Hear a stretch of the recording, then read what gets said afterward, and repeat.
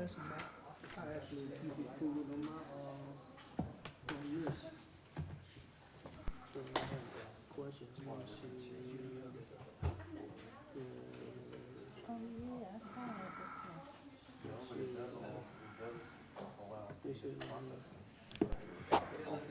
GIS. How about it, young man? The GIS map. And then you can go to the tax map. This is a couple of days.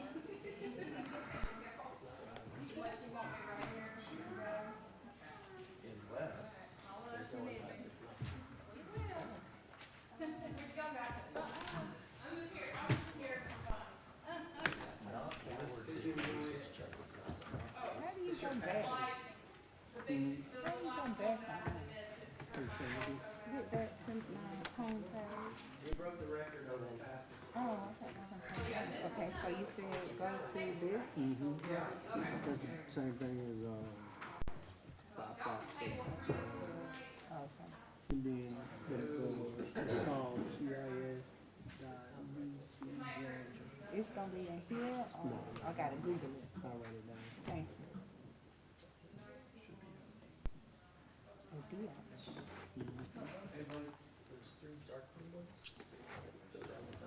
Oh, I understand. That's where it's allowed.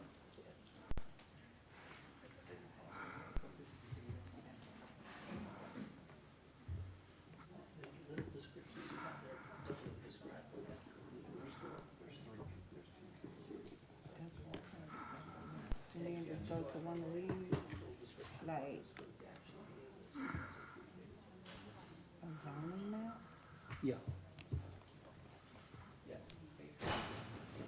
That's actually the zoning map when you see it right there. I got the government one up, but yeah, this is it right here. And then you should be able to zoom in.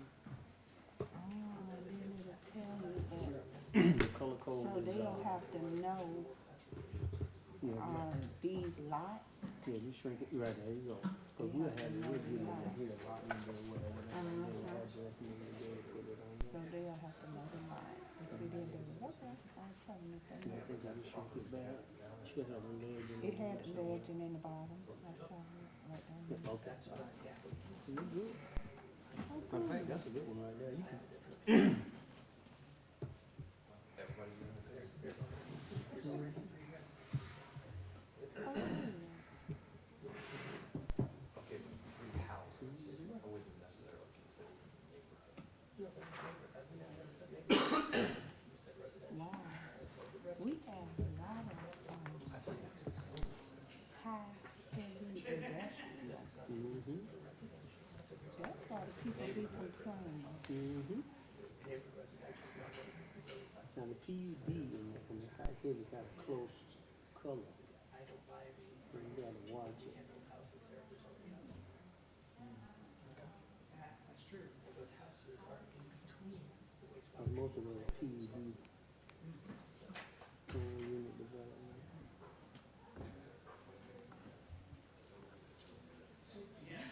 Oh, yeah. They are close in Yeah, color. so yeah. They are close in color, very close in color. Very close. They can't pick another color. House is more expensive. All the colors in the rainbow. That's just how it works. I mean, all the colors in the prison, they gotta pick two colors. Come on, man, just to confuse me. Track their next couple of months. Okay. Yeah.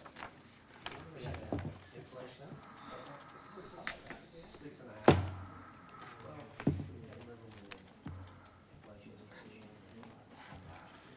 Now we'll get year-over-year numbers that are starting to show a decline in another month or 2.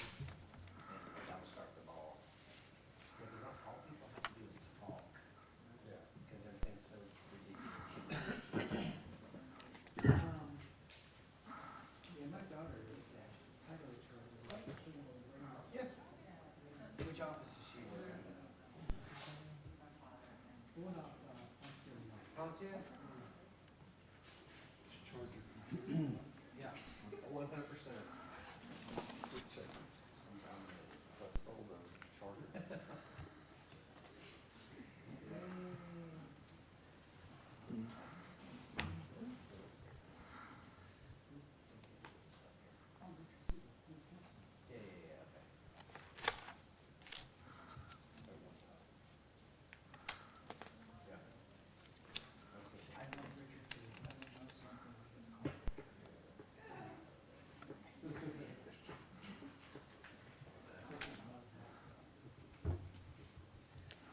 know you glad, I know you glad the weather changing, you don't have to cut your grass. I don't cut it no more. I know you don't have to pay anybody Oh, to yeah, cut it. yeah, It slowed down. I told him, he cut it, last week, I said, you probably won't cut it no more until the spring. Okay, uh-huh. It really didn't need cutting in, but I just let it cut it. You just so- let them cut it. Yeah, so, but I'm gonna hire him to take my leaves up there. So I got plenty of leaves. Good evening, and welcome to the City of Douglasville's Planning Commission meeting. I am Francisco Artley, the chairman for the Planning Commission. The other members of the Planning Commission are Natalie Fegan, Keith Burnett, Nathan Zachary, Joy Bates, Ralph Benton, and Mark Van.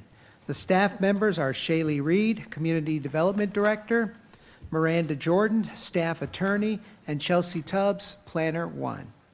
There are a few protocol items I need to make you aware of before we start the meeting. Please listen closely on how tonight's meeting will be conducted. Keep your comments and presentation on a professional level, dealing with the facts that are important for this commission to make its decision. We will not accept comments that are considered by the chair to be a personal attack on any individual or group of individuals. You will receive a warning from the chair if you deviate from this requirement. A second deviation will result in a request for you to leave the meeting and the premises for the evening. Refrain from any applause or comments from the audience. Only one person will be talking at a time, and all comments will be made at the podium after the speaker has been recognized by the chair. Please direct all comments to the chair and the commission, not to the audience or the staff. Please do not applaud or react to speakers, speak from the audience, cheer, carry on a conversation with others in the audience, or disrupt the order of this meeting in any way. Be aware that these hearings are not a debate or an opportunity to ask questions which must be answered by any individual tonight, but merely an opportunity to present information to the commission. Other than the applicant, no person may speak more than once. The applicant may reserve part of their speaking time as a rebuttal and may speak next and last and may use the entire 20 minutes allotted for the pro side of the application. Other than the applicant, no person may speak longer than 5 minutes. If you have a cell phone or any other electronic device, I ask that you either power them off or put them in silent mode. If anyone wishes to speak tonight, please fill out a form available on the table up front and hand it to the staff before approaching the podium. After each case is called, we will hear next from the Community Development Director, and then we will hear from the applicant or their representative about what their plans are for the property, along with any other relevant information they wish to present. The commission members will be free to ask questions at any time before the vote on a project.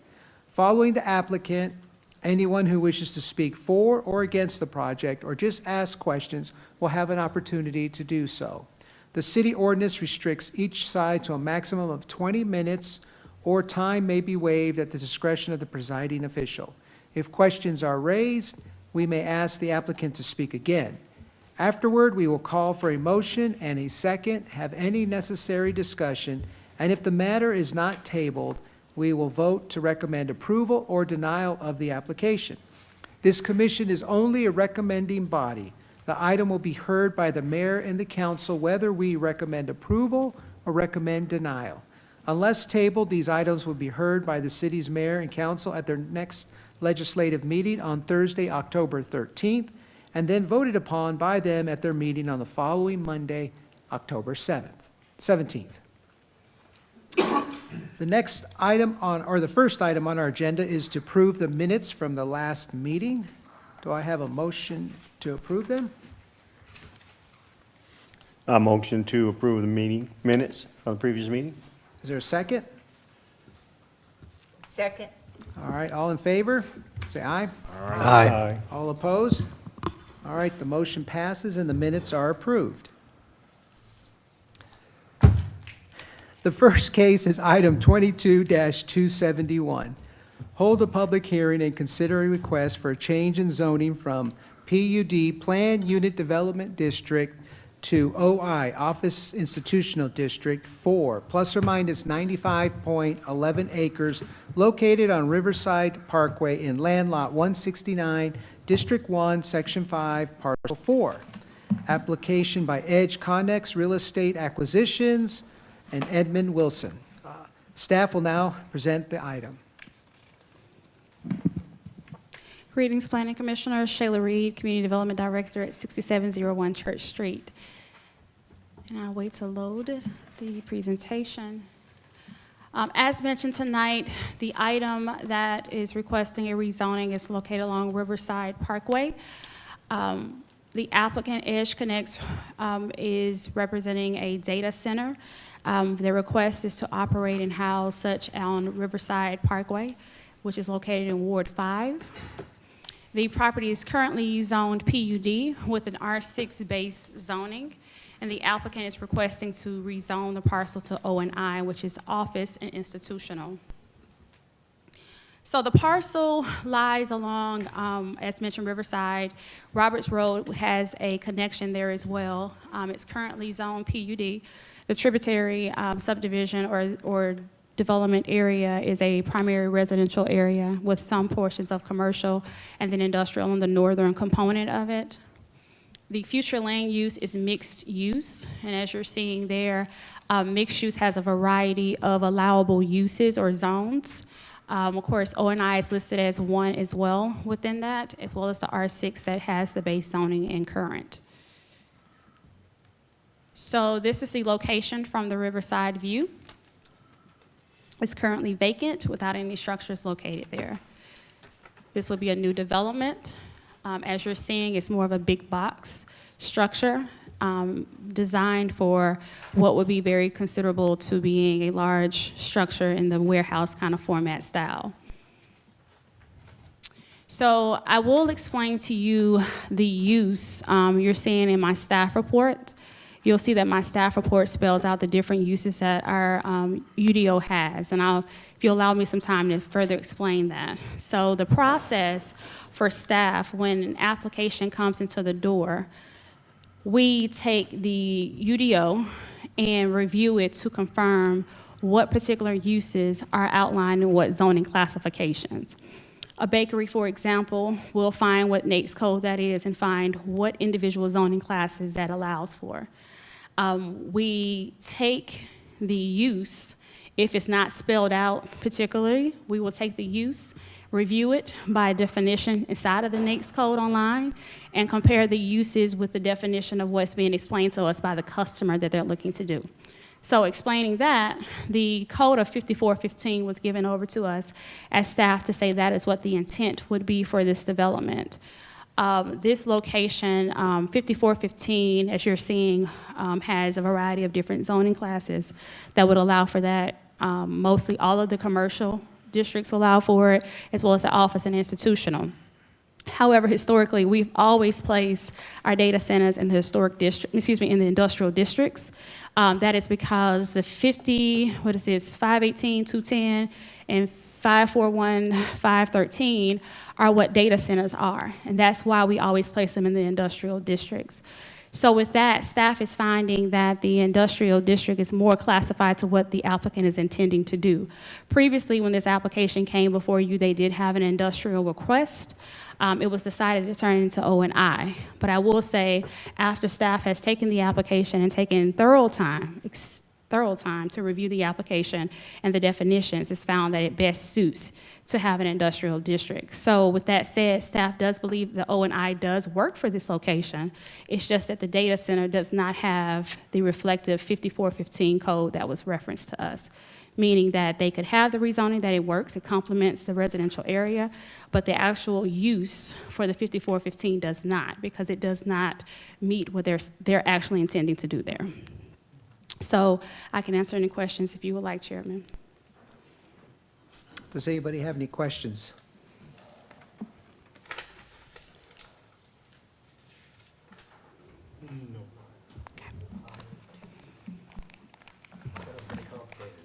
Yeah, it did. I'm gonna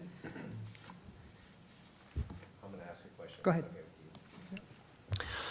Hello. Hello, Commissioner. Can you can you give us a short version of that one more time? Absolutely. So basically, 5415 works overall, but not specifically for the use? So our UDO, our Unified Development Ordinance, spells out various different data processing codes or definitions. Yeah. It specifically pulls out the one that does pertain to data centers to place that in industrial. The 541513 is more so and I gave the links for you all in your staff reports. It pulls that definition out to identify how it's more so going to be the processing, management, storing of data. That's going to be the more so, and I know the applicant is present to give you more of a detail of what they're intending to do. So that particular storing, management, ensuring the, what is it called, the data damaging processing piece, all that's done in your data centers. What the 5415 is more designed on if you're doing a custom design for a software. If you're kind of sitting at a computer and doing a programming component that you can do from your individual computer that you're giving over to a customer. It's not a warehouse. It's not designed to be those large structures that have the tall servers inside of it. So it's those kind of things that's going on inside of the data centers.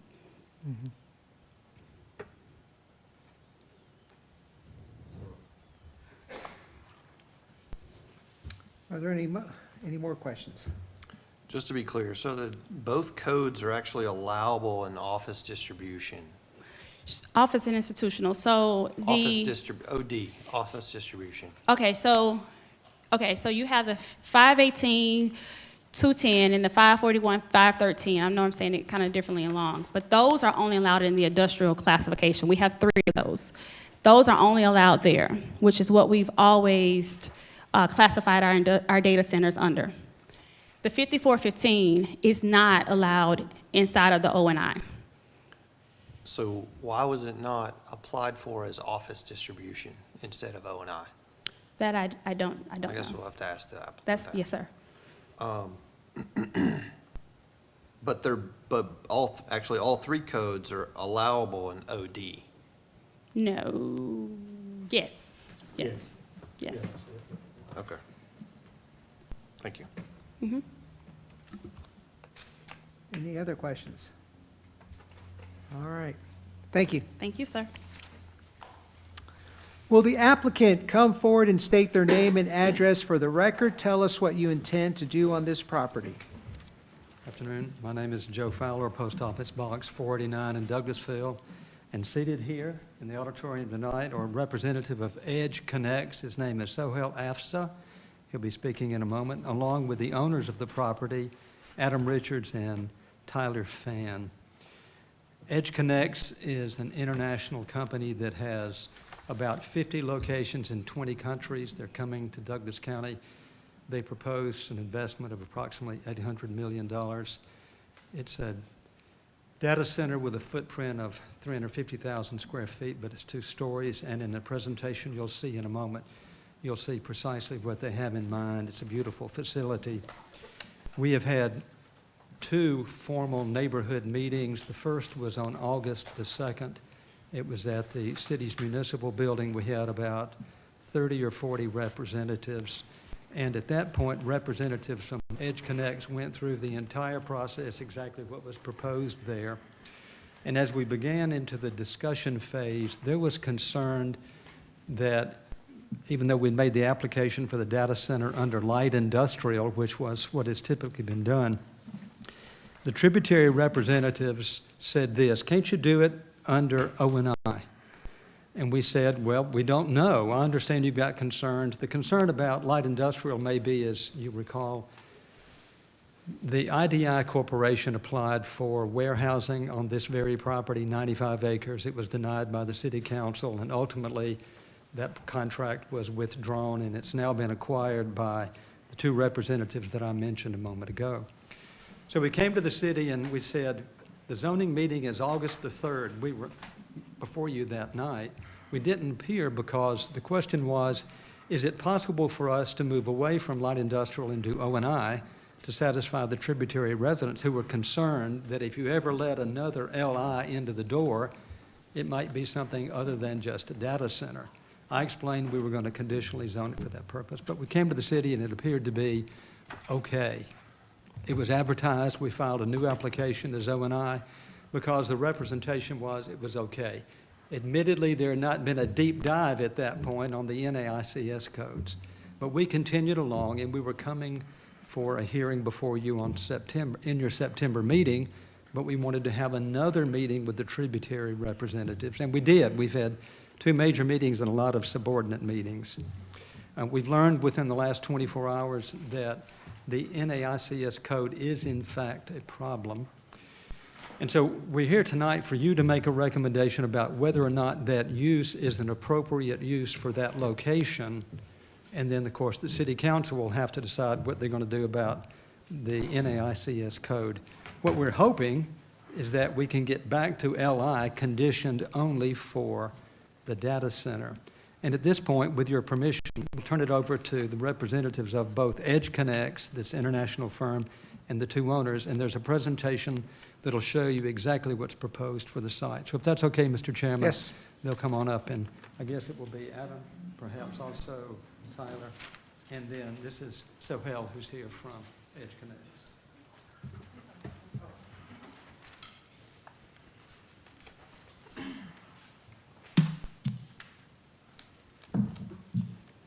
Good evening, Commissioners. My name's Adam Richards. I'm with Reliant Real Estate Partners, and we are here representing ownership. My name is Soel Afsa. I'm a senior program manager with Edge Connects, and I manage the new new data center deployments in North and South America for Edge Connects. So briefly, can you guys see the screen from your side? Okay, good. He's going to give sort of a description on what Edge Connects does, what data centers are, a little bit about the project, and then I'll kind of chime in here and there and just talk a little bit more about some of the physical attributes and maybe even our interpretation of the NAICS code.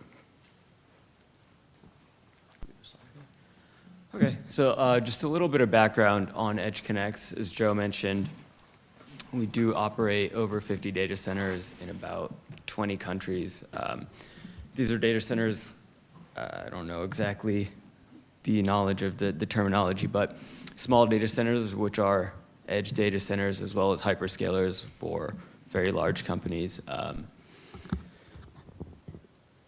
I think we have, if we go to the next slide, actually, we can see approximately 30 markets in the States, several countries in South America, as well as, excuse me, Europe and Asia.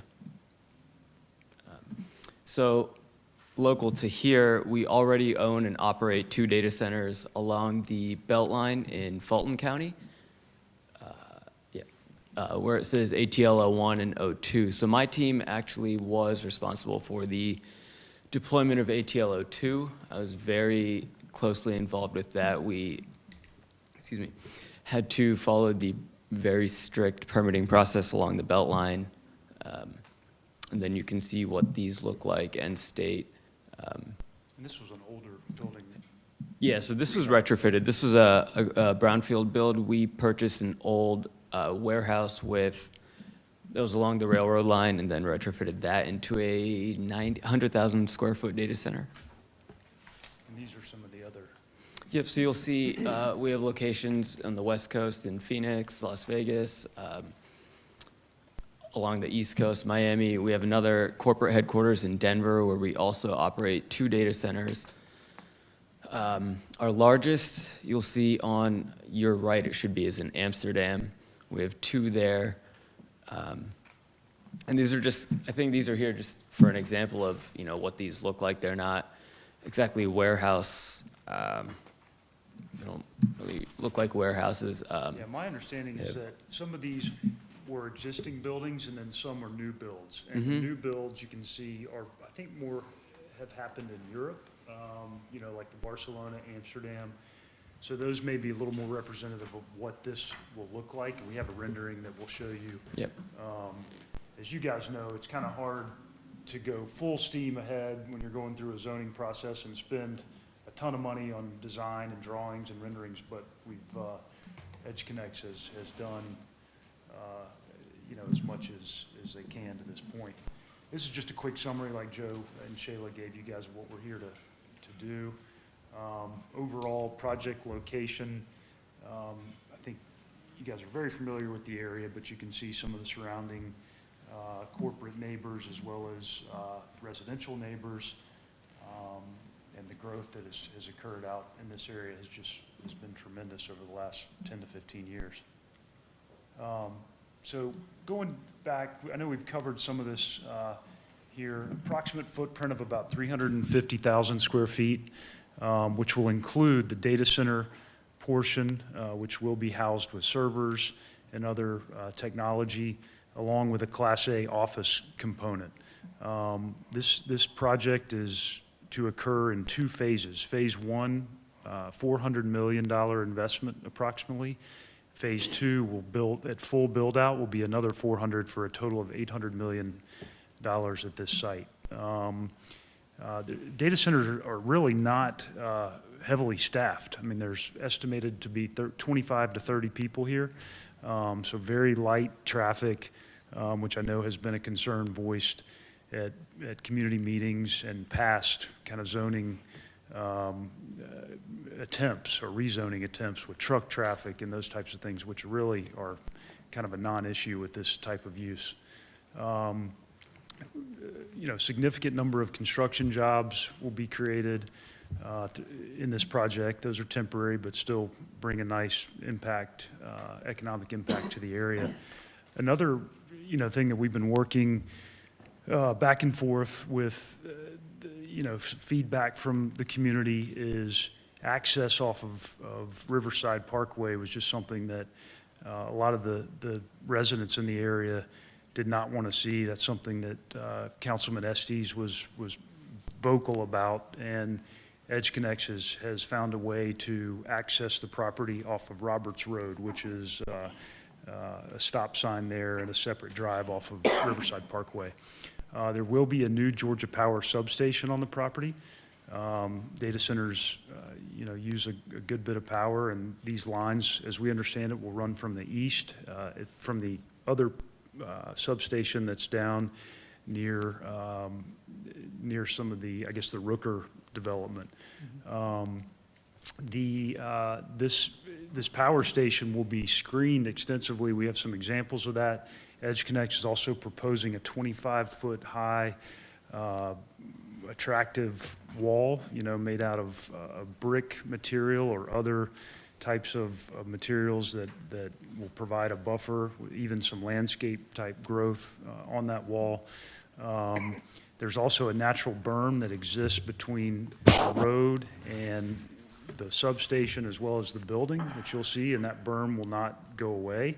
It actually sits up above eye level as cars are driving by. All of the loading areas, which actually are probably just 1 or 2 loading docks for very minimal deliveries here and there. Trash, mechanical, electrical elements. I mean, these do have a large mechanical element, as you can imagine, just cooling the facility. Those will be screened. So let me move on, and I'll kind of show you, turn it back over to you, but this is the proposed rendering that EdgeConneX has put together. The site plan's a little different than the one Shayla showed. It's been updated since the original application was submitted back, in June. So they've continued to work on this, develop the scope of the project, and it's actually 2, so that shows phase 1 and phase 2.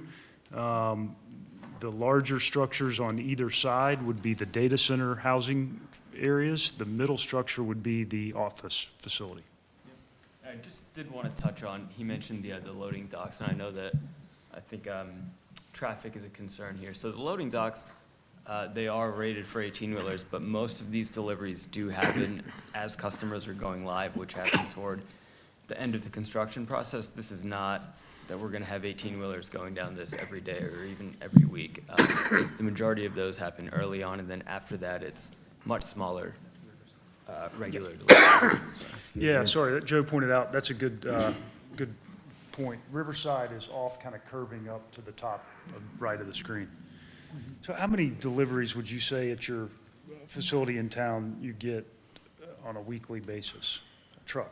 On a weekly basis now, I mean, you could go weeks without one now. Whenever a customer does want to ramp up their consumption, sometimes, like Joe mentioned earlier, servers are delivered, but that's something that's not done on a 1 or 2 off basis. Usually it's a pretty mass amount that's delivered all at once. So it's not a weekly or even a monthly occurrence. Here's the updated site plan, a little different than what Shayla showed earlier, but this is kind of an ongoing process. Again, some of that has to do with the substation. We've shifted that from one site to the other. Part of that has been a result of, feedback from the community. And we're trying to get that as far away from Riverside as we can. There's a stream buffer there, so we've pushed that back as far down the property boundary as we can. And at the end of the day, Georgia Power is going to determine what that is, where it is, how big it is. I mean, they're like dealing with the government, I guess, on their own. So they'll kind of have complete control over that substation.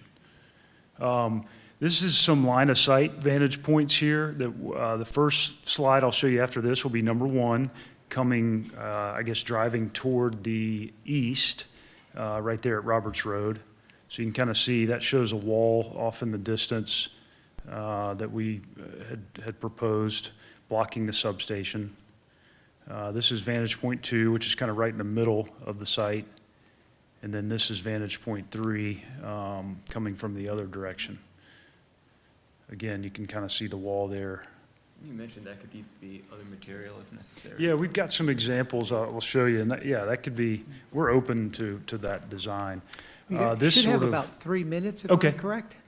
Okay, 3 thank you. minutes. This here sort of shows the power lines that already run down the property, and then the berm is on that other side, the road side of the power line. So that natural buffer of trees, berm, and power lines will not be disturbed. Again, here's the buffer from the street. Another angle, you can definitely see the height there of that buffer, which we feel is important, just not only for security, but also just if there's concerns in the neighborhood about looking at a large building like this. Here's some examples of this wall, which could be brick and combination of stone. We could get some elements growing, vines growing up on the building, as well as some landscaping. Again, this is really just a lot of the points we've touched on here, and really the rationale. The economic impact is obvious just based on the investment, the jobs, the tax revenue. This project really does align with what Douglasville and Douglas County have set out in their comprehensive plans, and that's to pursue data centers and technology services for those reasons, for those economic benefits that they provide. And here's an example of what's on the Elevate Douglas website and why these are such attractive companies to bring to the area. And again, just other things we touched on: the traffic, the quality construction design. The residential mixed use is really just challenging for this site, given the topography, the streams. We're in a tough environment for residential right now, all of a sudden, just with interest rates, construction pricing. It's really hard to deliver a scalable neighborhood that's affordable. And then lastly, some community initiatives that we've been working on with the neighboring residents. So, yeah, how much time is there? I was just going to mention one thing on the NAICS code. Yes, sir. So our interpretation of the NAICS code is 5415, and the reason we felt like OI was a sufficient NAICS code for this use. And the way these NAICS code work, I've learned a lot about it. I really didn't understand them. I've always heard of SIC or NAICS codes, but 5415 is sort of the parent code. And as the numbers get smaller, they get broader. So there's a 541, there's a 54. So 541 is actually encompasses all kinds of professional businesses, from law firms to other service industries, technology. So when you get to 5415, it goes down to fewer NAICS codes, and the numbers start getting bigger, but 5415 is the broader of all the technology NAICS codes under that category. So under category 5415, you have 541513, which is just a more specific NAICS code under 5415, which is why we felt OI. I mean, you have data centers in downtown Atlanta in office buildings, you have data centers in shopping malls that have been, abandoned and repurposed. So it's hard to say that a data center can't go in a office or institutional type environment. It was our thinking. So Thank you. thank you guys very much. Are there any questions from the board? I have a question. Oh, go ahead. One clarifying question on the NAIS code. So the 5415 is the parent umbrella code, right? That's our understanding, yes. 13 is a little bit more detailed or specific. Did you do that to keep it more generic so that, potential customers could fall under that category versus specific to data processing or web hosting or software publishing? No, I think I understand your question, but no, 5415 is just the one that's listed under OI. Okay. So we just went with, So you could have necessarily gone with 5413 and said OD. office so the distribution. challenge with OD, and I heard your question earlier about that, there's a square footage maximum of, I think, 200,000 square feet. We did look at OD, and we felt like that was a viable zoning, but there are some limitations to what you can build. There are some other, I don't know if there's necessarily setbacks or height restrictions. There's just some other restrictions with what you can build under OD that didn't quite fit this scale of this project. Okay, got it. Thank you. Yep. You had a question? Yeah, just along those same lines, the 5415 is for data processing services. What you will have is a center, right? So you'll be coming in either OC 192 or 100 gig or whatever carrier method you're going to deliver that traffic into that building, and then other folks come in. We call it like a carrier hotel in the industry that I work in. So Right. you have all these folks, then they can handshake and interconnect their networks and that. So I think that's more specific to the 1.3. Right. Yeah, and we're not denying that at all. Yeah, We're just yeah, trying so- to, I think we've been sort of looking for some help, as Joe mentioned, like really trying to have the right zoning designation and give you guys what you need to make this decision. But we did switch from LI to really just after meeting with the neighborhood and felt like that code worked. Because under it, I'm looking at it, it is a little ambiguous, but it also says, on-site management and operation of clients' computer systems and/or data processing facilities and other professional and technical computer-related advice and services. So it gets very broad, and it's hard to. Yeah, and that's kind of not what that center you have does, though. It's really just the You guys know load more about this than I do. after it's built and the equipment is there and all the connections are done. The only time you're gonna really have to run some folks out there if something goes goofy. And then you gotta send a tech out, unless you're gonna man it, 1 or 2 people overnight, that sort of thing. I'm very familiar with those type of things. So the question becomes is, what's the appropriate, code, or what's the appropriate, category we need to place this in, to fit what you're doing and to fit that community and what's on the development plan. We agree. Yeah. Yep. I have a question, kind of segues into what you talked about earlier, and that was your meetings with the community. You said that you met with the community a couple of times, and they had some concerns about the way that it was coding to protect their properties. And were there any other concerns? And then you mentioned that there were some things that you all were doing as a result of meeting with them, and I couldn't see them on the screen, and I don't see them in the presentation. And I'm not saying they're not in here, I just didn't see them. Yeah, so I put this up, and I haven't, we didn't include all of our conversations and initiatives that we're working on. And we have been communicating with Steve Osterber and the HOA and really trying to, just hear them out. I didn't go to the first community meeting. Tyler was there, and Mike was there. But I would just speak to the general kind of feedback. He wasn't there. So Cindy Shattuck with Edge Connects, who lives in Denver, was there for both of the community meetings, and she was unable to make it tonight. But yeah, some concerns that have always sort of come up was, they want to see this as a single-family neighborhood, and that was the biggest, overarching sort of pushback and concern. Obviously, that's not what we're here trying to do, and so there's really not much of an answer that we can provide to that, other than we just don't feel like that's the highest and best use for the site. But some things that we've been trying to coordinate on and work together on are some initiatives for some charging stations in the area for electric vehicles. We have been talking about a cell tower and really trying to designate some space on the property for a cell tower in the future if it is determined that that's a good location for one, because a lot of people complain about their cell service in the area. We've been talking to the state DNR about the Sweetwater State Park, which is contiguous, a portion of it is contiguous to this property. We've been talking about trying to get some public parking, trying to get some money towards more trail systems through there.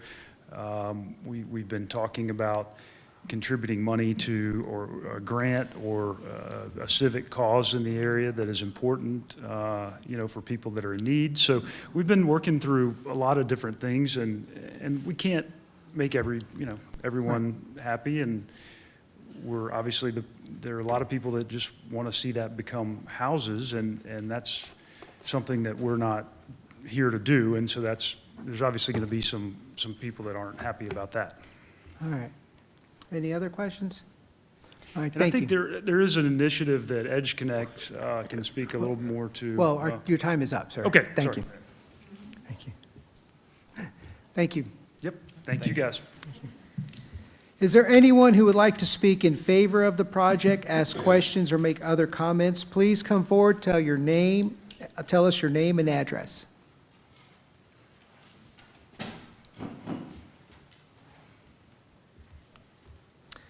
Is there anyone who would like to speak other than in favor of this project? Please come forward and tell us your name and address.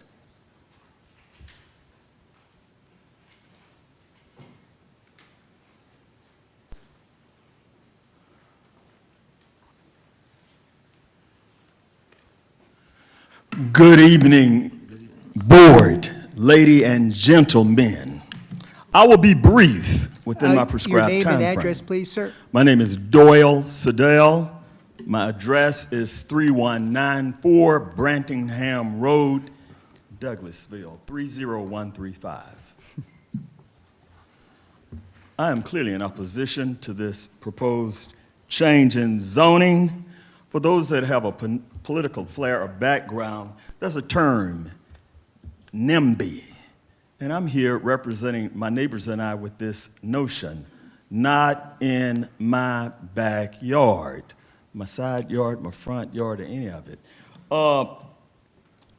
I moved into the tributary recently. One of the major reasons I was persuaded or decided to move there was because of what I see as the quality of life, the quality of the neighborhood, the good people that are there. I'm totally opposed to this data center being located at the proposed site. My prior good friends spoke about economic impact. My brief response to that is at what cost to the surrounding neighborhoods and citizens. In the prior presentation, the statement that was made was there were conversations with the neighbors, but there seemed to be some hesitancy regarding specific outcomes of the conversations, or specifically, what is it that this data center and its folk, oh, I've got 3 minutes and 22 more seconds. We won't go that long. What is it that they can do or are willing to do for the neighbors and the neighborhoods? The neighborhood. I think the statement that was made as well was, been talking about. At that point in my life, I have more days behind me than I have ahead of me. So when people make statements like been talking about, I like to get into specificity. Been talking about leads to then what? And so again, in my last and just ending statement, NIMBY, you've got them in the area, take it somewhere else. I just don't want it in my backyard. Thank you, lady and gentlemen, for your attention. Thank you, sir. Is there anyone else? Please come forward. Sir, did you, Ms. Doyle, would you make sure you get her, you give her your card? I'm happy to. Okay, thank you, sir. Good evening. Thanks for allowing us to speak our opinions. I'm Davin Auble. I also live in the tributary neighborhood. My address is 9930 Mancunian Way, Douglasville 30135. First, I do want to at least compliment the Edge Connects presentation. They have been more interactive and more respectful with us than some of the previous developers, much less disdainful, and we appreciate that. As my neighbor said, it still doesn't mean that we want to support a data center for several reasons. First, I just want to go directly to your own staff report. One of the reasons I enjoyed buying in Tributary was I read the Douglasville Comprehensive Plan, I looked at the Sweetwater area plans. I was excited about this vision of what was going to come, and I understood that vision wasn't able to come to fruition for many years because of the recession. And then now Douglasville is booming. Granted, we're in a post-pandemic inflation, blah, blah, blah. Douglasville is booming, and there is no reason to go away from the vision of the Douglasville Comprehensive Plan and the mixed-use development. Again, no disrespect. Yes, I know the Economic Authority approves of data centers, but they can go on Thornton Road. That's not actually what it says in the Douglasville Comprehensive Plan. Under the applicant's request, in A, does this, I'm just going to quote a couple of things and then sit down, forgive me. Is the proposed change consistent with the purpose and intent of the Unified Development Ordinance? The staff has determined this particular use is not consistent with the purpose and intent of the Unified Development Ordinance. And let me go a little farther into the document. I don't usually bring my iPad, but I did want to be precise. Number 10, the suitability of the subject property for the zoned purposes as provided by the city's Unified Development Ordinance. The proposed use is not consistent with the intent of the requested office and institutional zoning classification. In the final comments, staff has determined that the office and institutional zoning classification is an option for approval, but the desired data center use is not supported as an allowed use within the city's UDO. To function as a data center, the applicant would be required to have a light industrial zoning classification, which is absolutely unacceptable. My last statement would be from the actual filing, the court filing, because frankly, polite or not, we're tired of this. This owner bought this property cheap, and he had to hold on to it for a long time, and maybe he's mad about that. But we're tired of hearing that there's no better use for this property. I can't believe just the ego to actually put in writing that to deny a rezoning constitutes an abuse of police power. What? It's ridiculous. He bought land that was residential and mixed use, and he doesn't want to sell it that way. And we're just tired. We're tired of this fight. So thank you for your time. Thank you.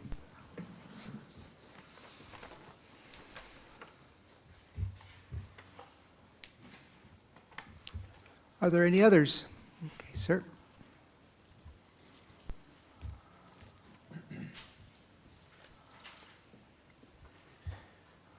Good evening. Conrad Kiffin, 3214 Ancoat Street, Douglasville, 30135. I think it's important to note that we're not obstructionists, and we're not a monolith. You know, people talk about tributary, but it's not just the neighborhood of tributary, it's the surrounding, now we have apartments, other neighborhoods, the surrounding region. Nobody is in support of this. Nobody that owns a home there is in support of this. And I think that's a huge point when you consider who spoke up in favor of this tonight. Nobody. You know, the other data centers that they showed were smaller. This one is literally 3 times the size of, I think, the largest one that they showed us tonight, at 350,000 square feet. The area desperately needs retail. And we were told that, oh, retail's not going to be interested if you don't have enough rooftops. Well, that was before all this real estate boom started happening, and now we have rooftops. And we're going to have more with the apartments that haven't been finished yet. Tributary as a neighborhood and Tributary as a region is going to explode residentially. It will require more retail. What this is doing is taking up 95 precious acres for something else that nobody in the area wants. Let's see if I have anything else. You know, they talk about tax revenue, and it's not like single-family homes and retail doesn't bring tax revenue also. Certainly it does. So just here to say that we are all opposed to the idea of this project. Thank you. Thank you.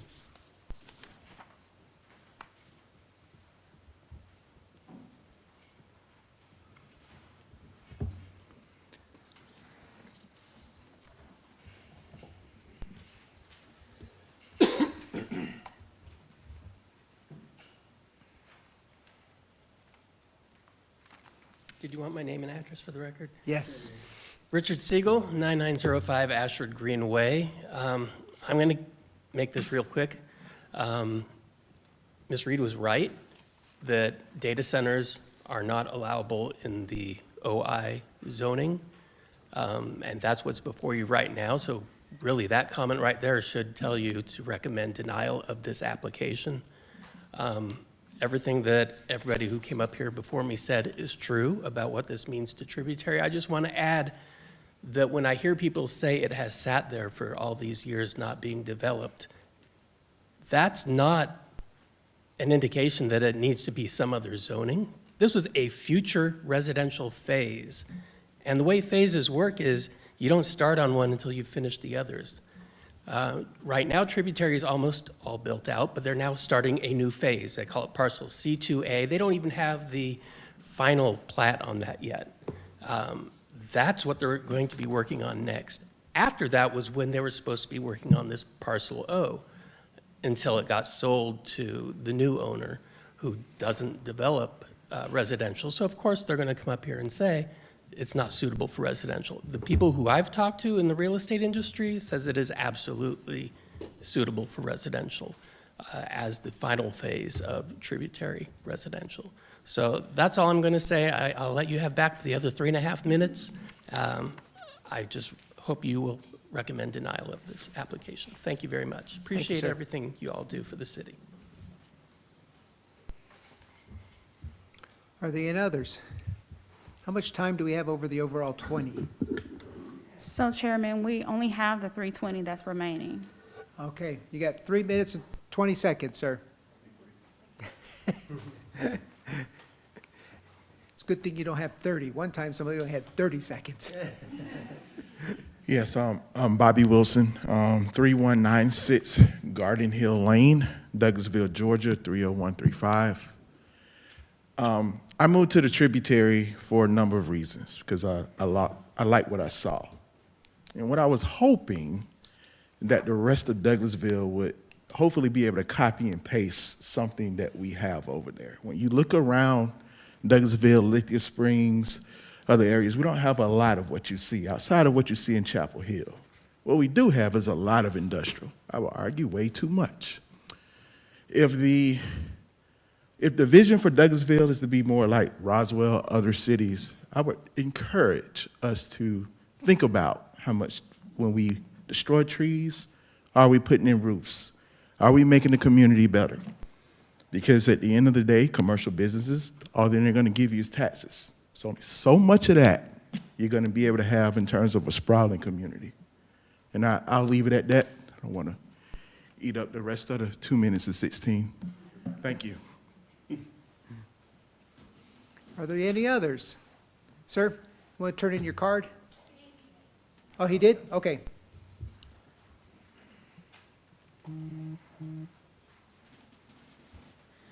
Hi, my name is Allison Goins. I live at 3220 Garden Hill Lane, Douglasville, Georgia, 30135. I'll be super brief in case any of my other neighbors want to speak.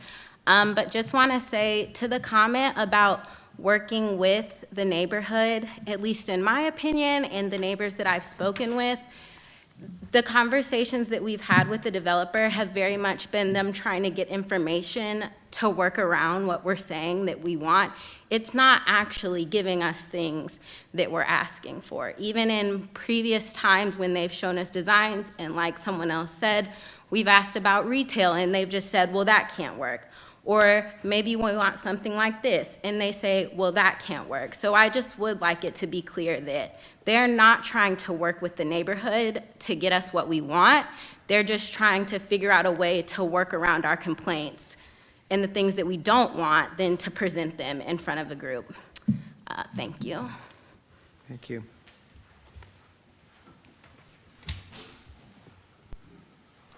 Are there any others? Hello, guys. How are you doing? My name is Alicia Higgins. I reside at 1709 Bankwell Close Way, Lithia Springs, Georgia, 30122. And just for starters, I am opposing the development. Really quick, a statement that the developer stated that they do not have an accurate account of how many trucks would possibly be in the area. And I think that's just a cover-up, and we all know that the area is not suitable for any more trucks to be in the area. I'm a family. I have 3 younger children, and I am totally scared for my daughter to drive to school as a new driver because of the trucks in the area. So for them not to be able to tell us how many would be delivering in the area makes it even more of the reason why I'm opposing it. Thank you. Thank you.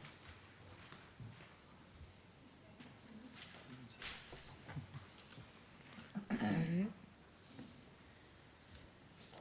All right. Is there any further need for discussion?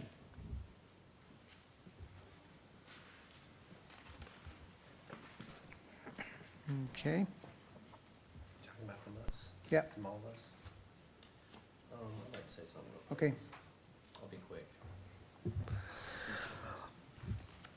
I would just like to talk a little bit about, we've got with this application, we have a designation problem. So, we've got staff saying that it doesn't really fit the UDO, but we've delayed a couple of meetings and went back and forth on which one that we, think it needs to fit into. So I just want to make sure that we're being fair to the applicant and fair to the community on how this thing ought to be handled. So do you guys, anybody else up here have any other concerns or, to me, I can totally understand how the neighborhood wanted nothing with the light industrial zoning, obviously, because it's clear that they don't want any more trucks there. But that's actually how we've zoned every other thing that was a data center. So that kind of seems like that's a, slippery slope there for us to find a code to stick it in. So I just thought it might be a good idea for us to talk about that a little bit.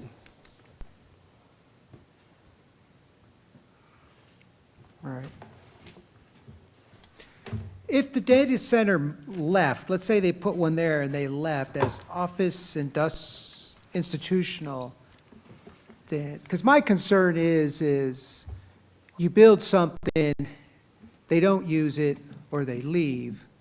What does that leave then? What can it be used for? So you're dealing with two separate issues. The first issue you're dealing with is that the NAICS code that gives staff the opportunity to provide a business license is not there for this opportunity. So if they had the proper zoning, then yes, it could be rezoned to a proper zoning that allows for a condition to state that the structure can only be used for the following uses or the following businesses of such. Again, it has to be zoned properly in order to do that. Currently, it does not have that zoning to allow for that, which is the purpose of tonight. Okay. So are you saying that if this application was under L1, then we'd be talking about then that would be different? Is that what I'm understanding? So yes, if it was under LI. LI, it's okay, it's okay. If it was under LI, if they were requesting LI and where the UDO allows for LI to allow for that particular NAICS code that staff has found to be the proper NAICS code, there could be a condition placed associated with it to say that only a data center can be allowed for this site. What happens with that is that it stays with the site. The only way that can be changed if it goes back before the elected body to change that. So there wouldn't be an opportunity for a new business to come in and change the use. Okay. So just making sure this is totally transparent. So when they make the application, didn't they have discussions? And I could be totally wrong. I'm just trying to make sure I know what's going on. So did the applicant designated that on their own? I thought we had back and forth with staff and stuff like that. So I just want to make sure I'm clear. So staff's responsibility is to accept an application and confirm whether it meets the codes. We don't have the authority or responsibility to tell an applicant which way they should go. I will never take that stance for the city. I will always ensure that I'm reflecting what the code has allowed the applicant to do, right? So my point that I'm making is if the applicant tells me he wishes to rezone to residential, I'm going to say you can apply for such to allow for me to review the application. And at that point, we'll determine if that allowed or if that request is allowable through the application. So in this particular situation, the first request was LI. I was informed that they wish to change the zoning to something else. I don't have the reason behind it, but I believe the applicant has explained the reason behind it. With that, staff said, fine, you can, in fact, change the zoning. That was their desire. We support that. We made room to allow for that, which is how this item made it to the agenda tonight. I can say that in review of the application, it did not find where the zoning they were requesting allowed for the use that they were requesting. The first request of light industrial does, not the current request on the table today. Thank you. That was very helpful. Thank I think it's very helpful for everybody to hear that. All right, thank you. Ms. Thank you, sir. All right, any other further questions? We good? Do I have a motion regarding this application?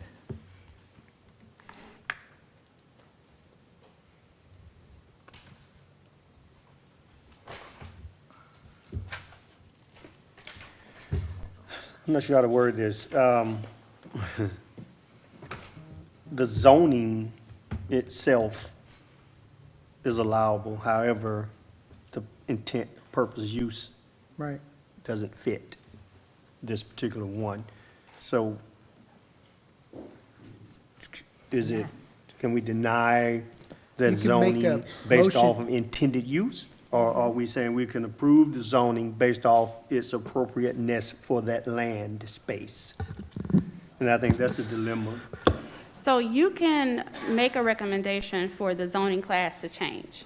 The challenge will come about when it's time to have the licensing, when it comes to the development, when it comes for the LDPs, all those constructions, those things will be where they may hit the issues. So you can move forward recommending the O&I, but it still won't allow for it to be a data center once it's all constructed.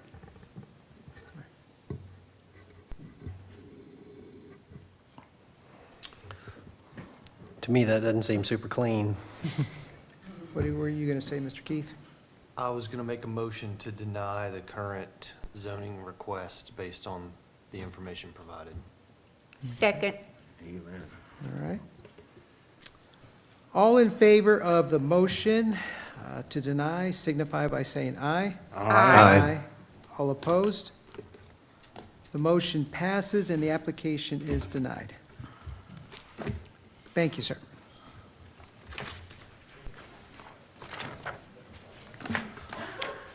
The second case is item 22-351.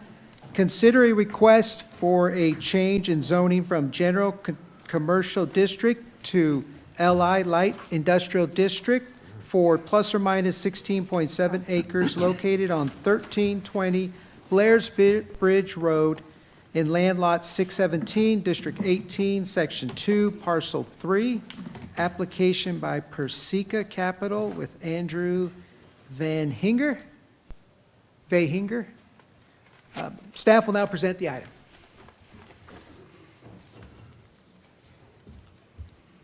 Okay, waiting for my report to load, I'm sorry. Okay. Okay, so this request is along Blair's Ridge Road. The applicant is requesting to have a freight trucking operation for truck storage and minor repairs. They're currently zoned GC, which is general commercial, and they're requesting to zone to LI, which is light industrial. As you're seeing here, the application identifies, or the request is identified where there's a number of other LI applications, sites nearby.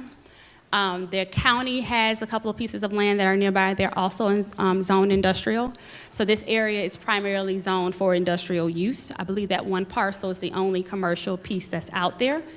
The current future land use has a number of commercial uses as well as office use for that particular area, but you'll see in my staff report, staff believes that a necessary text amendment will be needed in the upcoming comprehensive plan because we are in fact seeing a trend in that area where there is a rezoning trend in that area for industrial. So with that being said, staff is seeing where this area has transitioned, and the application will be reflective of allowing that transition to continue. The location has the past classic paintball business that was there. You can see it from Interstate I-20, if you're familiar with that site. This is the conceptual drawing of what the applicant intends to have. And you'll see that as well in your staff report, as well as your attachments. And with that being said, staff believes that the LI zoning is suitable for this particular site. Staff does believe that with the upcoming comprehensive plan, we are to update that future land use for that entire area to reflect industrial. So with that said, that completes my report. All right. Thank you. Are there any questions for staff? What's the county using that property south of that for? I'm not certain if they're using it. Okay. When you say using, you mean as far as ownership? I'm not certain of that. I can find out, but I don't have that in front of me now. That's okay. I was just curious. Yes, sir. But it is in fact zoned light industrial as well. All right. Is that paintball business in operation anymore? I think the applicant can speak on that. I'm sorry. All right. Are there any other questions? All right, thank you. Thank you.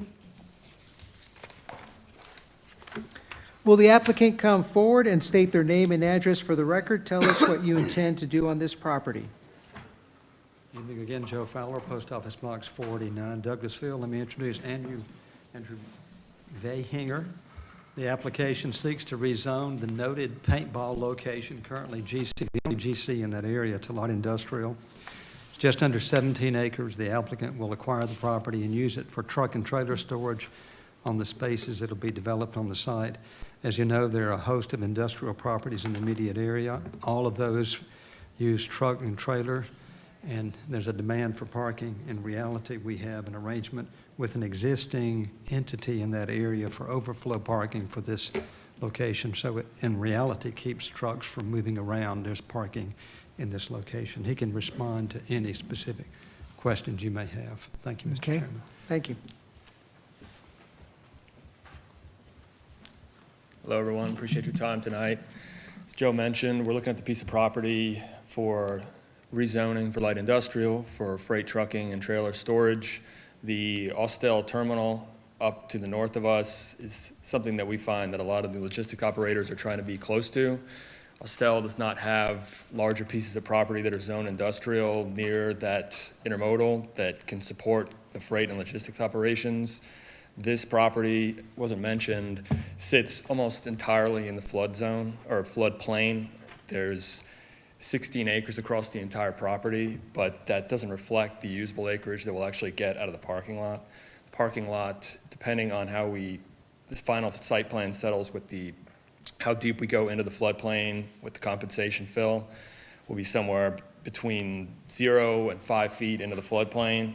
The final site plan will be a little bit different just depending on how everything shakes out with the floodplain studies about how much fill can be brought in and balance out the site without causing any issues downstream. Again, as Joe mentioned, it's a parking and storage operation that will most likely involve a small shop.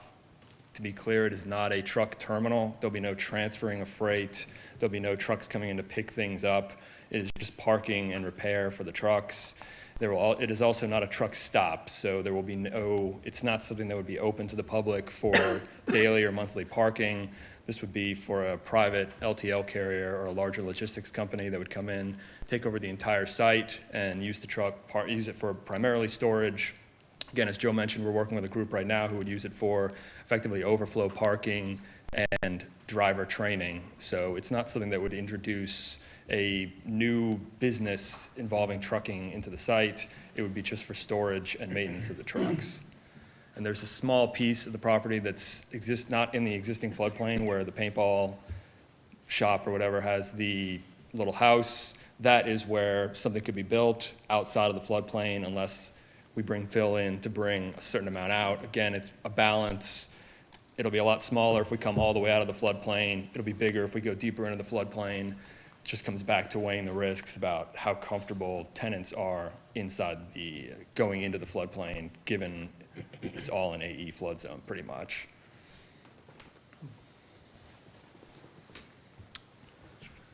Are there any questions from the board? So this is going to be overflow for Warner Transportation? We're speaking with them, yes. Okay. So it's not in relation to dropping trailers for the railroad necessarily as a third-party site? It would not be directly related to the intermodal. There are a lot of users we've talked to that have a need to, because when they come from there, they need to immediately get off to avoid the storage fees. So the other users we've talked to are ones that would need to just get stuff out of the intermodal terminal as fast as possible. But yes, we have spoken with Werner about possibly using it for an overflow lot and driver training. So then in that case, they would gate it and secure it themselves? Correct, right. Most, all users would And gate it. how many spaces are you estimating? It depends. I mean, it's somewhere between, on the low end, it would be 125, 150, on the higher end up to 275. Again, I don't want to get in everyone's head one vision because of the floodplain study and all of that, so variable, trying to kind of balance out to make sure there's no issues downstream. You said you were also in conversations with an LTL provider? Is that one of the ones in the area? So we've talked to a couple of them. Werner is the largest one we've talked to, and we also talked to a container group, not to stack shipping containers, but would have the containers on chassis with a similar use, parking and repair. Okay. And there is a big need near that terminal to have somewhere to put these things, because again, they get charged hefty fees to store at the terminal. They need to get them off. This is close to the highway. It allows minimal truck traffic kind of venturing deeper into Douglasville. All right. Okay, thank you. Are there any other questions? Yeah, just for clarity, I think you kind of answered. So this is just specific, so no independent driver say, hey, I need somewhere to park my vehicle? No, sir. It's not that type of facility, okay. No, that would be a truck stop, and we know better than to bring truck stops into planning and zoning meetings. That's not Well, popular. that's kind of what I think of it. I see when you start talking about 150 trucks and truckers pulling in, and I'm tired, I'm just going to stay there would attached be to my, zero access for public truckers to pull in and use it as some sort of daily, hourly. There would be no showers, no utilities in that way. It'd be strictly for one company to take the whole site, and it's theirs, gated, secured. And you speak to maintenance there as well. What extent is that maintenance on the trailers, for say, need a tire change, or are you talking the tractor portion itself also, or? So typically we build the shops deep enough to accommodate a truck and trailer. It's, again, more kind of over-the-road repairs. It's not something where, again, these are large companies. They don't leave like a truck tractor sitting out with the hood missing and an engine ripped out. This is very, I mean, if you go look at like a FedEx yard or an ABF yard, they'll be all functional trucks, clean. I mean, Werner does basically the same thing. It's very clean. It's not something where there'd be truck pieces. It would be an institutional operation in regards to repairs. see, and that's what I see right there. Trucks, truck repair, trucker waiting for truck to be repaired, trucker take a shower, trucker finds a place to crash. I see, pretty soon, got bunkhouse and people sleep in. No, that would be just for the company's drivers. All right. Just one other question I had. Sure. Because I know that area is a flood zone, so. Yes. I didn't see a lot of information in here about it. I know you kind of play, it's kind of difficult, I'm sure, Right. what your final look is going to be, Right. just based off what happens in that area. Right. That's a big difference of, 100 to 200, so, but just trying to get a feel. I'm really trying to get a feel. I know it's hard to, just based off of that flooding that occurs in that area, but, so is this to be paved, or is it going to be gravel, or? So it has to be paved, one, by Douglasville development standards, it has to be paved. And secondly, if there is a flood event, when the water comes up, we want it to be able to quickly get back to wherever it needs to go in regards to drainage. So it would be paid for that reason as well. And the trucking companies, they require it to have a certain aesthetic. I know that there's a lot of them that end up getting run down. Those are run by smaller operators. The ones that are upheld by the larger companies typically aesthetically stay clean, and you don't have a lot of the issues you have kind of going down some of the other trucking areas. I guess But- my concern too is, as you say, you drive down I-20 and you can see it when you go by an I-20, and classic paintball and the paintball place doesn't look as bad as 150 to 200 tractor trailers sitting on a pads. It's right next to Warner. Yeah, right. Yeah, all right. Yeah, it would be an extension of, as you pass Warner, it would be just more trucks, and going back to it, really is the highest and best use for the property. I mean, once it's developed, the value will be, light years beyond where it's at now. So it kind of goes back to the highest and best use, and then providing the service for the intermodal. To your point, it is not quite as aesthetically appealing as the classic paintball place, but they are, open to answer the earlier question. They are still operating. That's kind of subject to our approval or whatever happens with our project. Would there be any way to possibly bushes, trees, nice-looking wall or something to kind of? So we'll meet all the development standards when it comes to buffer requirements. There's a wall requirement. There's one in front of Warner now, to where when you're coming down Blair's Bridge, the Highway 20 sits a good ways off the property, but we'll meet all the development standards in regards to buffers, as far as what you can and can't see from the road. I think that needs to make sure that that's in there, because I think it's a lot closer than the way you make it sound. It's like right there, because I know the guy that owns it, so I mean, I can see it, and see Right. people running around doing paintball, so. All right. I just had one question for Sure. clarity. Sure. You mentioned that you've spoken with a lot of businesses that may be interested, but you don't have a business yet that you're building this specifically for. No, I mean, the business that we are most seriously talking to about it is Werner, but given the kind of preliminary stage of not having gone through zoning and going through some of the floodplain studies, it's difficult to start signing a lease or working on anything of that nature, just given where we are. The interest, I think once we start moving more towards a definitive development plan and have zoning, we'll be able to start working. But no matter what, given the cost basis in the entire property, it's going to be a major company. There's not a chance that it's going to be kind of an operator who would run it kind of less than what you guys would want to see. Thank you. Thank you. All right, thank you, sir. Thank you, appreciate it all. Is there anyone who would like to speak in favor of the project, ask questions, or make other comments? Please come forward and tell us your name and address.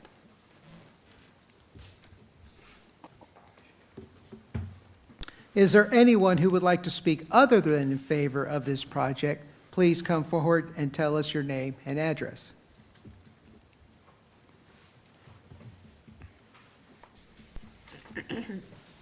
Poor Joe. Richard Siegel, 9905 Ashford Greenway. I am not opposed to this. I'm not in favor of it, so it's other than in favor of. First off, I want to express my gratitude that they're not trying to put this on Riverside Parkway. But as he mentioned, this is in the flood zone and they'll have to build it up. You don't want trucks driving down into the hole that's currently there. But that also, this really isn't a zoning thing. It's really a development plan thing. I'm concerned about runoff into Sweetwater Creek, which is adjacent to this property. Their current site plan does show a detention pond. We're replacing a lot of dirt with impervious surface. So I just want to make sure that when the development plan goes before the city council for approval, that it does include all the protections necessary for runoff and keeping it out of the Sweetwater Creek. But there definitely is a need for this type of use, whether it's pretty or not, really. There is a shortage in West Georgia for parking trucks. Even if it was something wide open to all users of trucks, there's a shortage for that. So this is a good use. Unfortunately, there is residential nearby in apartments and houses, and I hope they don't have to hear idling engines. If that's being stored, they shouldn't be, but you never know. So yeah, that's all I got to say. Thank you very much for your time. Thank you for bringing that up. Is this going to be, sir, I just want to ask a quick question. Is this going to be 24-hour operation, or is this normal, 7 to 5, or? Most carriers do run it as a 24-hour operation, but at the same time, it is not something that, it is during the days when the majority of the trucks come through. And just to speak to the gentleman's point here, the pond that's pictured on the site plan is not actually a detention pond. Given the fact of the floodplain, we don't actually have to have detention. The pond that's on the site is actually a water quality pond. So the runoff will run through that pond before flowing back into the Sweetwater Creek. And all of that is heavily accounted for in the development code. And we're working with watershed management, who's already given their blessing to the project. And of course, it'll have to meet all their standards, which are stringent. All right, thank you, sir. Is there anyone else who would like to speak other than in favor of this project? Francisco, there was Yes, a question earlier about who owns the property south of. County. And it is county property. It is county, within county, not within city. But it is a company that does drilling and foundation work, apparently, according to the Google. okay. Thank you. Is there any further discussion or questions? All right. Do I have a motion regarding this application?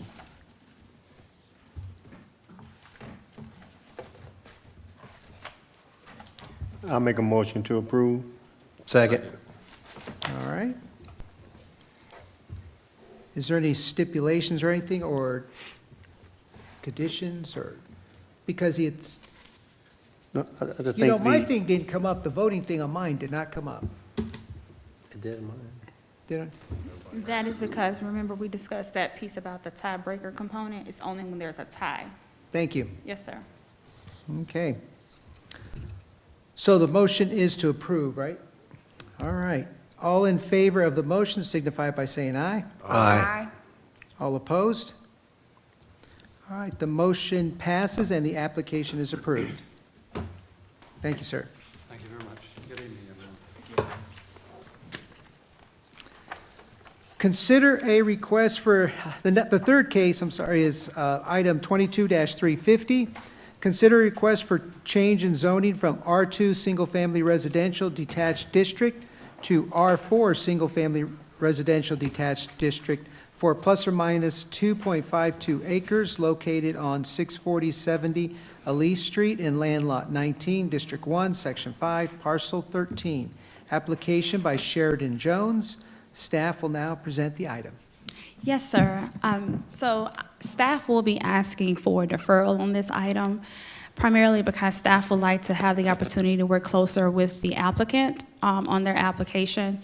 There were some questions that came about in the review of the application that I believe warrants a little more time. And the applicant and I discussed that, and she's willing to allow for us to have a discussion. You do have a November meeting planned, so that gives her an opportunity to work with staff to allow for those additional informations to be received. Okay. Yes, So sir. do I have a motion to defer this application? That's what you're recommending, right? Yes, sir, it is. I move that we defer the application. Is there a second? I'll second. All in favor? Aye. All opposed? The motion passes and the application is deferred. Thank you, commissioners. Our next item on the agenda is staff reports. Are there any staff reports? Not at this time, sir. All right. If there is no further discussions, I motion that we call it a night. Good night. Thank you all for coming. I remember that now. Tiebreaker. I remember that.